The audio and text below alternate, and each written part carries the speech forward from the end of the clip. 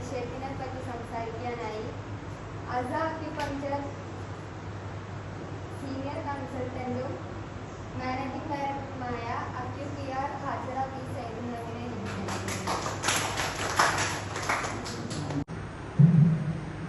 സ്ത്രീ ആരോഗ്യം അക്യുപങ്ചറിലൂടെ അക്യുപങ്ചർ ചികിത്സ എന്നല്ല, അലോപ്പതി ആണെങ്കിലും ഇന്ന് എവിടെ ഒരു ആരോഗ്യപരമായിട്ടുള്ള വേദി ഉണ്ടോ അവിടെ ഒക്കെ ചർച്ച ചെയ്യപ്പെടുന്ന ഒരു വിഷയമാണ് സ്ത്രീ ആരോഗ്യം എന്നുള്ളത്. കാരണം സ്ത്രീയാണ് ഒരു സൊസൈറ്റിയുടെ നെടുംതൂണ്. ആ സ്ത്രീ ആരോഗ്യവതി ആയിരുന്നാൽ മാത്രമേ നമ്മുടെ ഒരു ഫാമിലിയിൽ ഒരു സ്ത്രീ ആരോഗ്യവതി ആയാലേ ആ ഫാമിലി ആരോഗ്യപൂർണമായിട്ട് മുമ്പോട്ട് പോകാൻ കഴിയുള്ളൂ. ആ ഒരു ഫാമിലി ആരോഗ്യപൂർണമായാലേ നമ്മുടെ സമൂഹം നന്നാവുകയുള്ളൂ. സമൂഹം നന്നായാലേ ഒരു ദേശം നന്നാവുകയുള്ളൂ. അതുകൊണ്ടാണ് സ്ത്രീ ആരോഗ്യത്തിന് ഇത്രമാത്രം പ്രാധാന്യം കൊടുക്കുന്നത്. നമ്മുടെ സൊസൈറ്റിയിലുള്ള എല്ലാ മാനസിക ശാരീരിക പ്രയാസങ്ങളും ഏറ്റവും കൂടുതൽ ആദ്യം ബാധിക്കുന്നത് സ്ത്രീകളെയാണ്. കാരണം അവരുടെ ഇമോഷണലി ഫിസിക്കലി അവരുടെ ആ ഒരു ഘടന അങ്ങനെ ആയതുകൊണ്ടാണത്. സ്ത്രീ അവരുടെ ആരോഗ്യപരമായിട്ടുള്ള ഓരോ ഘട്ടങ്ങളിലും അവര് മുമ്പോട്ട് പോയിക്കൊണ്ടിരിക്കുന്ന ഓരോ ഘട്ടങ്ങളും പല സ്റ്റേജസിലൂടെയാണ് കടന്നു പോകുന്നത്. അതുകൊണ്ടാണ് സ്ത്രീ ആരോഗ്യം മെച്ചപ്പെടുത്തണം എന്ന് നമ്മൾ എല്ലാ വേദികളിലൂടെയും എല്ലാ മാധ്യമങ്ങളിലൂടെയും ഒക്കെ ഇങ്ങനെ പ്രചരിപ്പിക്കുന്നത്. കാരണം സ്ത്രീയുടെ ആരോഗ്യാവസ്ഥ ഓരോ ആഴ്ച കൂടുന്തോറും അതിലിങ്ങനെയുള്ള മെറ്റബോളിക് ചേഞ്ചസ് മാറിക്കൊണ്ടേയിരിക്കുന്നത്. അതിന് കാരണം എല്ലാ 26 ദിവസം അല്ലെങ്കിൽ 32 ദിവസം കൂടുമ്പോഴും സ്ത്രീ ആർത്തവ ദിവസങ്ങളാണ്. അപ്പൊ അതിനു മുമ്പുള്ള 2 ആഴ്ചകള്, അതിനു മുമ്പുള്ള ഒരാഴ്ച pre menstrual period, menstruation period, post menstrual period, ovulation period, ഇങ്ങനെ 4 ഘട്ടങ്ങളുണ്ട്. ഈ 4 അവസ്ഥയിലും സ്ത്രീയുടെ ആരോഗ്യം പല രീതിയിലായിരിക്കും. അപ്പൊ അത് മനസ്സിലാക്കി ഉൾക്കൊള്ളുക എന്നുള്ളതാണ് ആദ്യം നാം ചെയ്യേണ്ടത്. ഇത് ഒരു വീട്ടിലുള്ള സ്ത്രീ മാത്രമല്ല, പുരുഷനും അറിഞ്ഞിരിക്കേണ്ടതാണ്. ഒരു മെൻസ്ട്രേഷൻ ടൈമിന് ഒരു സ്ത്രീക്ക് എത്രത്തോളം റെസ്റ്റ് കിട്ടണം, ഏതൊക്കെ ഭക്ഷണം കഴിക്കണം, എങ്ങനെയായിരിക്കണം ആരോഗ്യാവസ്ഥ മുമ്പോട്ട് കൊണ്ടുപോകേണ്ടതെന്നൊക്കെ തീരുമാനിക്കേണ്ടത് ആ കുടുംബത്തിലുള്ള എല്ലാവരും ഉത്തരവാദിത്തമാണ്. അത് കറക്റ്റ് അല്ലെങ്കിൽ മറ്റ് ശാരീരിക മാനസിക പ്രയാസങ്ങളുണ്ടാവും. അപ്പൊ നമ്മൾ വളർന്നു വരുന്ന കുട്ടികൾ, ഈ കുട്ടികളുടെ ശാരീരിക പ്രകൃതം മാറിക്കൊണ്ടിരിക്കുകയാണ്. ഇവര് ഫോളോ ചെയ്യുന്നത് ഇന്നത്തെ നവമാധ്യമങ്ങളിലൂടെയുള്ള പല പോസ്റ്റുകളും പല വീഡിയോസും ഇതൊക്കെയാണ്. പക്ഷെ ഇതിലൂടെ ഇവരിത് കണ്ട് ആസ്വദിക്കുന്ന സമയങ്ങളിലും എന്താണ് നമ്മുടെ ശരീരം പറയുന്നത്, എന്താണ് ശരീരത്തിന് വേണ്ടത്, ഈ ഒരു ഭാഷ, ശരീരത്തിന്റെ ഭാഷ ഉൾക്കൊള്ളാതെയാണ് മുമ്പോട്ട് കൊണ്ടുപോകുന്നത്. കാരണം ഈ ഒരു മെൻസ്ട്രേഷൻ ടൈമിലൊക്കെ സ്ത്രീയുടെ ശരീരം ഭയങ്കര ചൂട് കൂടുതലായിരിക്കും, കൂടുതലായിട്ട് വിയർക്കുന്നുണ്ടാവും, അതുപോലെ വളരെ ക്ഷീണം ഉണ്ടാവും, റെസ്റ്റ് ഇല്ലാത്ത അവസ്ഥയുണ്ടാവും. ഈ സമയങ്ങളിലൊക്കെ കൃത്യമായി മനസ്സിലാക്കി നല്ല റെസ്റ്റ് എടുത്ത് എപ്പോഴാണോ നമുക്ക് ഫുഡ്, വെള്ളം ഇതൊക്കെ വേണ്ട സമയങ്ങളിൽ അതിന്റെ ആവശ്യാനുസരണം കഴിക്കുക. ഓവറായിട്ടുള്ള നമ്മുടെ ഈ fast food, oily food, roasted food, junk food ഇതെല്ലാം ഒഴിവാക്കി ശരീരത്തിന് മാക്സിമം തണുപ്പായിരിക്കും ശരീരം ആഗ്രഹിക്കുന്നത്. അതുകൊണ്ടാണ് നമ്മുടെ ശരീരം കൂടുതലായിട്ട് വിയർക്കുന്നതും ചൂട് കൂടുന്നതും. അപ്പൊ ആ അവസ്ഥയിൽ ശരീരത്തെ തണുപ്പിക്കാൻ കഴിയുന്ന രീതിയിലുള്ള ഭക്ഷണങ്ങൾ കഴിക്കുക. ഓവറായിട്ട് ഐസി വാട്ടർ കുടിക്കണം അല്ലെങ്കിൽ ഐസ് ആയിട്ടുള്ള ഭക്ഷണം കഴിക്കണം എന്നല്ല പറയുന്നത്. ശരീരത്തിന് തണുപ്പ് കൊടുക്കുന്നതാണ് വെജിറ്റബിൾസ്, ഫ്രൂട്ട്സ്, ഇങ്ങനെയുള്ള ഭക്ഷണങ്ങൾ കഴിക്കുക. വേവിച്ച ആഹാരം അത്രയും വിശപ്പോ ദാഹമൊക്കെ ഉണ്ടെങ്കിൽ മിതമായ രീതിയിൽ കഴിക്കുക, മതിയായ റെസ്റ്റ് എടുക്കുക, ഹെവി ആയിട്ടുള്ള ജോലികളെല്ലാം ഒഴിവാക്കുക.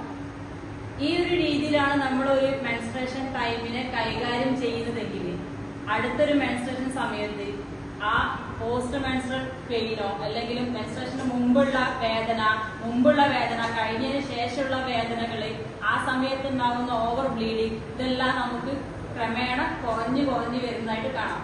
പിന്നെ എല്ലാ പെൺകുട്ടികളും അനുഭവിക്കുന്ന ഒരു പ്രയാസമാണത്.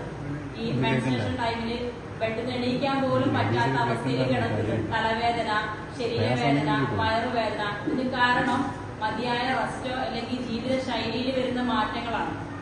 അപ്പൊ സ്ഥിരമായി രാത്രിയിൽ ലേറ്റായി ഉറങ്ങുന്ന ഒരാളുടെ ശരീരത്തില് ഒരുപാട് മെറ്റബോളിക് ചേഞ്ചസ് ഉണ്ടാവും. നമുക്ക് മതിയായ രീതിയിലുള്ള ശരീരത്തിന് വേണ്ട എന്താണോ ഈസ്ട്രജൻ, പ്രൊജസ്ട്രോൺ, ഇതിന്റെ അളവില് വ്യതിയാനങ്ങൾ വരും. ഇത് വന്നു കഴിഞ്ഞാൽ ആ സമയങ്ങളിൽ അതിനെ ഹാൻഡിൽ ചെയ്യാൻ നമ്മുടെ ബോഡിക്ക് കഴിയാതെ വരുമ്പോഴാണ് ഇത്തരത്തിലുള്ള പ്രയാസങ്ങൾ ഉണ്ടാവുന്നത്. അപ്പോ രാത്രിയിൽ നമ്മള് ഉറക്കം, ഒരു പെൺകുട്ടിയാണെങ്കിൽ രാത്രി എത്ര പ്രയാസങ്ങൾ ഉണ്ടെങ്കിലും മാക്സിമം ഒരു 10 മണിയാവുമ്പോഴേക്കും എല്ലാ ജോലിയും തീർത്ത് ഉറങ്ങിയിരിക്കണം. ഇല്ല എങ്കിൽ മുന്നോട്ടുള്ള നമ്മുടെ ലൈഫ് സ്പാൻ ആ ഒരു കാലഘട്ടങ്ങളിൽ തീർച്ചയായിട്ടും PCOD, PCOS, അതുപോലെ യൂട്രസ് പ്രശ്നങ്ങള്, യൂട്രസ് താഴ്ച അല്ലെങ്കിൽ പ്രൊലാപ്സ്, അങ്ങനെയുള്ള പല പ്രശ്നം, ഓവർ ബ്ലീഡിങ്, ഇതെല്ലാം ഉണ്ടാവും. അതിങ്ങനെ ആ വേണ്ട രീതിയിൽ കൈകാര്യം ചെയ്ത് നമ്മൾ അതിനെ മനസ്സിലാക്കി അതിനെ ഉൾക്കൊണ്ട് ജീവിക്കുകയാണെങ്കിൽ ആ അവസാന ആർത്തവ വിരാമത്തോടു കൂടി ചെറിയ ചെറിയ ആരോഗ്യ പ്രശ്നങ്ങളും നമുക്ക് ഫേസ് ചെയ്യാൻ പറ്റും. ഓവറായിട്ട് ചൂട് കൂടും, ശരീരത്തില് ഓവർ ബ്ലീഡിങ് ഉണ്ടാവും, അതുപോലെ ഭയങ്കര മാനസിക പ്രയാസങ്ങൾ ഉണ്ടാവും, ശാരീരിക ബുദ്ധിമുട്ടുകൾ ഉണ്ടാവും. ഇതൊക്കെ ആ ലാസ്റ്റ് ആ മെനപ്പോസ് ടൈമിൽ ആർത്തവ വിരാമ സമയത്ത് ഉണ്ടാവുന്ന ഒരു സംഭവമാണ്. ആ സമയങ്ങളിലും അതിനെ മനസ്സിലാക്കി, അല്ലാതെ ആ സമയത്ത് നമ്മൾ പോയി സ്കാൻ ചെയ്ത് ആ സമയങ്ങളിൽ നമ്മുടെ ഒരുപക്ഷെ നമ്മുടെ യൂട്രസിന് ചെറിയ ചുരുക്കം സംഭവിച്ചിട്ടുണ്ടാവും, മസിൽ വീക്ക്നെസ് ഉണ്ടാവും. അപ്പൊ ഇതൊക്കെ കണ്ടിട്ട് ആ യൂട്രസ് അങ്ങോട്ട് എടുത്ത് കളയാൻ, ആ ബ്ലീഡിങ് ഉണ്ടാവില്ല. ഒരു വെറും ഒരു യൂട്രസ് മെൻസ്ട്രേഷൻ ആവുക എന്നുള്ള ഒരു ധർമ്മം മാത്രമല്ല നമ്മുടെ യൂട്രസ് ചെയ്യുന്നത്. അതിന് അതിൻ്റെതായ മറ്റു പല രീതിയിലുള്ള ഉപകാരങ്ങളും നമ്മുടെ ഒരു സ്ത്രീ ശരീരത്തിൽ ചെയ്യുന്നുണ്ട്. നമ്മുടെ മൈൻഡിനെ അത് കൺട്രോൾ ചെയ്യുന്നുണ്ട്.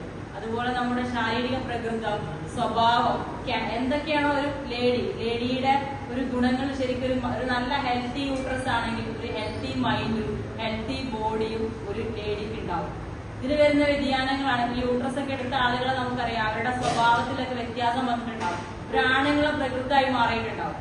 പലപ്പോഴും ആണുങ്ങളാണ് ഓർഡർ ഇടുന്ന ആളുകൾ, അതെടുക്ക് അങ്ങോട്ട് വെക്കുന്ന ഓർഡർ ഇടല് ജെൻസിന്റെ ഒരു ക്യാരക്ടറാണ്. ആ ഒരു ക്യാരക്ടറിലേക്ക് ലേഡീസ് മാറും. കാരണം ഈ യൂട്രസ് ചെയ്യുന്ന ധർമ്മങ്ങളൊന്നും ആ ബോഡിയിൽ എന്ത് ചെയ്യുന്നില്ല. അപ്പൊ നമ്മളതിനെ ആ ഒരു രീതിയിൽ കൈകാര്യം ചെയ്യാൻ നമുക്ക് എന്ത് ചെയ്യണം, പറ്റണം. അപ്പൊ ഈ സമയങ്ങളിൽ ഇപ്പൊ ഈ മെനപ്പോസ് ടൈം എന്ന് പറയുന്നത് പീരീഡ്സ് നിൽക്കാൻ പോകുന്ന ഏകദേശം ഒരു 46, 50, 55 വയസ്സിന്റെ ഉള്ളിലായിട്ടാണ് ആ ഒരു സ്റ്റേജ് തുടങ്ങുക. ചില ലേഡീസ് നേരത്തെ തുടങ്ങും. കാരണം നേരത്തെ പീരീഡ്സ് സ്റ്റാർട്ട് ചെയ്ത കുട്ടികളുണ്ടാവും. 9 വയസ്സിലൊക്കെ പീരീഡ്സ് സ്റ്റാർട്ട് ആവുന്നുണ്ട്. അങ്ങനെയുള്ള ആളുകൾക്ക് 40 വയസ്സാവുമ്പോഴേക്കും മെനപ്പോസ് സ്റ്റാർട്ട് ആവും.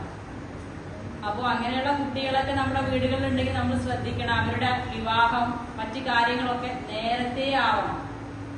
ഇല്ല എങ്കിൽ ഡെലിവറി അങ്ങനെയുള്ള കാര്യങ്ങൾ വളരെ വൈകി പോകും, പ്രയാസപ്പെടും. കാരണം ഒരു 30 വയസ്സിൽ സംഭവിക്കേണ്ട കാര്യങ്ങൾ അവർക്ക് 20 വയസ്സിലെ ശരീരത്തിൽ സംഭവിച്ചു കഴിഞ്ഞു. ആ ഒരു മെറ്റബോളിക് ചേഞ്ചസും കാര്യങ്ങളും ഒക്കെ. അപ്പൊ അത് നമ്മൾ വളരെയധികം ശ്രദ്ധിക്കേണ്ട കാര്യമാണ്. ഈ ഒരു അവസ്ഥയിൽ സ്ത്രീ ശരീരത്തിൽ ഉണ്ടാകുന്ന ബുദ്ധിമുട്ടുകളെ മനസ്സിലാക്കിക്കൊണ്ട് അതിന് വേണ്ട സൗകര്യങ്ങൾ ചെയ്തു കൊടുക്കുക എന്നുള്ളതാണ് നമ്മുടെ കുടുംബത്തിലും നമ്മുടെ ഫാമിലിയിലൊക്കെ നമ്മുടെ സൊസൈറ്റിയിലൊക്കെ നമുക്ക് ചെയ്യാൻ പറ്റുന്ന കാര്യം. അപ്പൊ ഇവിടെ ശരിക്കും ക്ലാസ് കൊടുക്കേണ്ട ലേഡീസിനാണ്. അതുപോലെ ഇപ്പൊ വളർന്നു വരുന്ന പെൺകുട്ടികൾക്കും ഒരു 50 വയസ്സിന്റെയും അതുപോലെ 20, 19, 15 വയസ്സിന്റെ ഒക്കെ ഇടയിലുള്ള ലേഡീസിനാണ് ശരിക്കും ക്ലാസ് കിട്ടേണ്ടത്. പത്രക്കാർ ഇവിടെ ഇല്ല എങ്കിലും നിങ്ങൾക്ക് കിട്ടുന്ന അറിവ് അവരിലേക്ക് പകർന്നു കൊടുക്കുക.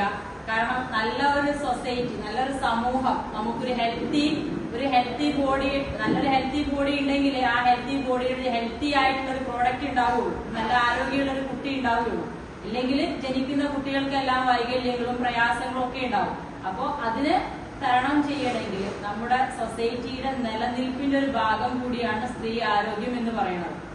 ഈ ഒരു ആരോഗ്യാവസ്ഥയിൽ ഈ സ്ത്രീയുടെ ആരോഗ്യം, ഇപ്പൊ നമുക്ക് പലർക്കും കാല് തരിപ്പ്, കടച്ചില്, പുകച്ചില് ഇങ്ങനെയുള്ള പ്രശ്നങ്ങളൊക്കെ ഉണ്ടാവും. ഇത് കൂടുതലായിട്ട് ലേഡീസിനായിരിക്കും ഉണ്ടാവുക.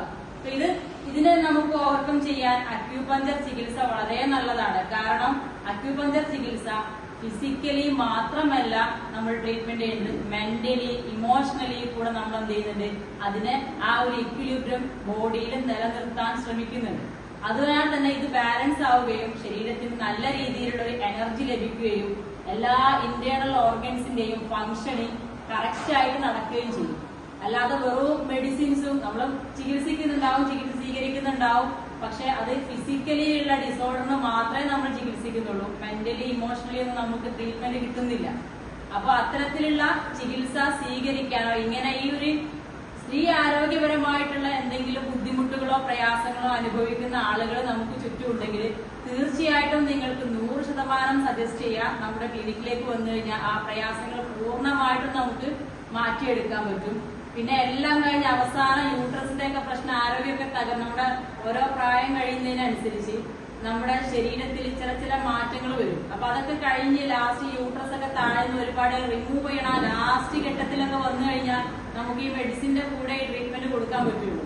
അല്ലെങ്കിൽ പൂർണ്ണമായിട്ടും അക്യുപങ്ചർ ചികിത്സയിലൂടെ തന്നെ നമുക്ക് എന്ത് ചെയ്തെടുക്കാൻ പറ്റും, മാറ്റിയെടുക്കാൻ പറ്റും. ഇപ്പൊ യൂട്രസ് പ്രൊലാപ്സ് ഒക്കെ പല ലേഡീസിലും ഇപ്പൊ ഒരു 70 വയസ്സിന് താഴെയുള്ള ലേഡീസിലൊക്കെ കണ്ടുവരുന്നുണ്ട്. അപ്പൊ അത്തരം എന്തെങ്കിലും പ്രയാസങ്ങളൊക്കെ അനുഭവിക്കുന്നുണ്ട് ആളുകളുണ്ടെങ്കിൽ ശ്രദ്ധിക്കേണ്ട കാര്യം, നിങ്ങൾക്ക് വയറിന് ഗ്യാസ്ട്രിക് സംബന്ധമായിട്ട് എന്തെങ്കിലും അസുഖങ്ങൾ ഉണ്ടെങ്കിൽ ഉടനെ അത് ചികിത്സിച്ച് ഭേദപ്പെടുത്തണം. കാരണം നമ്മൾ ഈ നമ്മുടെ കുടലിന്റെ ആരോഗ്യം അത് കുറഞ്ഞു കഴിഞ്ഞാൽ ഡൈജഷൻ വളരെ കുറവായിരിക്കും. ഭയങ്കര സ്റ്റിക്കി ആയിട്ട് കട്ടിയായിട്ട് നമുക്ക് മലം പോകുന്നത്. അപ്പൊ നമ്മൾ കൊടുക്കുന്ന പ്രഷർ, നമ്മുടെ ലിഗ്മെന്റ്, മസിൽസ് ഇതിന്റെയൊക്കെ ആരോഗ്യം കുറയുന്നതിനനുസരിച്ച് നമ്മുടെ ഈ യൂട്രസിന് താഴ്ച സംഭവിക്കാം. ഇത് താഴ്ന്ന് അത് പിന്നീട് വലിയൊരു ആരോഗ്യ പ്രശ്നമായിട്ട് മാറും. അപ്പൊ ഇത്തരത്തിൽ വയർ സംബന്ധമായിട്ട് എന്തെങ്കിലും പ്രയാസങ്ങൾ ആരെങ്കിലും ഇപ്പോഴേ അനുഭവിക്കുന്നുണ്ടെങ്കിൽ അതിന് തീർച്ചയായിട്ടും ചികിത്സ സ്വീകരിക്കുക. അതുപോലെ സ്ഥിരമായിട്ട് ആസ്മ പേഷ്യന്റ് ഒക്കെ ഉണ്ടാവും, ചുമ, അങ്ങനെയുള്ള നമ്മളിങ്ങനെ ഇന്റേണൽ ആയിട്ട് ഒരുപാട് പ്രഷർ വരുന്ന ഒരു അസുഖമാണ് ഈ ചുമ എന്ന് പറയുന്നത്. ഇതും നമുക്ക് എന്ത് ചെയ്യും, നമ്മുടെ യൂട്രസിന് ഇങ്ങനെയുള്ള ആരോഗ്യ പ്രശ്നങ്ങൾ ഉണ്ടാക്കും.